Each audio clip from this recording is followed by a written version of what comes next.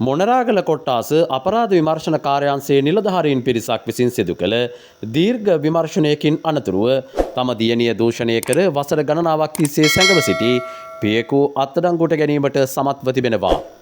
සැකකරු මෙම සිදුවීමෙන් අනතුරුව ප්‍රදේශයෙන් පලා ගොස් ඇති අතර පසුව සැකකරු නොමැතිව මොනරාගල මහා අධිකරණයේදී මෙම නඩුව විභාග වෙමින් සිට තිබේ.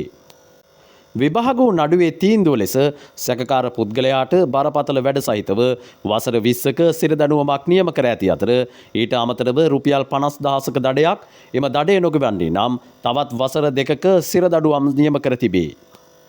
අධිකරණය මගින් සැකකරුට එම දඬුවම් ලබා දී තිබුණද සැකකරු ප්‍රදේශයෙන් පලා ගොස් තිබීම නිසා පොලිසිය විසින් මෙම සැකකරු අත්අඩංගුවට ගැනීම සඳහා දීර්ඝ විමර්ශනයක් සිදු කර තිබේ.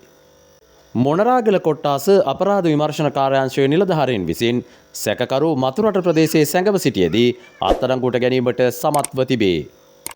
මෙලෙස වසර ගණනාවක් තිස්සේ සැඟව සිට පොලිස් අත්අඩංගුවට පත් වී ඇත්තේ වයස අවුරුදු 56ක් වන මොනරාගල මැදිරිය ප්‍රදේශයේ පදිංචි පුද්ගලයෙකු බව සඳහන්. අත්අඩංගුවටගත් සැකකරු මොනරාගල පොලිසිය වෙත බාර දී ඇති අතර සැකකාර පුද්ගලයා අද දින මොනරාගල මහේස්ත්‍රාත් අධිකරණයට ඉදිරිපත් කිරීමට නියමිතව තිබින. සිද්ධිය සම්බන්ධයෙන් මොනරාගල කොට්ටාස අපරාධ විමර්ශන කාර්යාංශයේ නිලධාරීන් විසින් ඉදිරි විමර්ශන සිදු කරයි.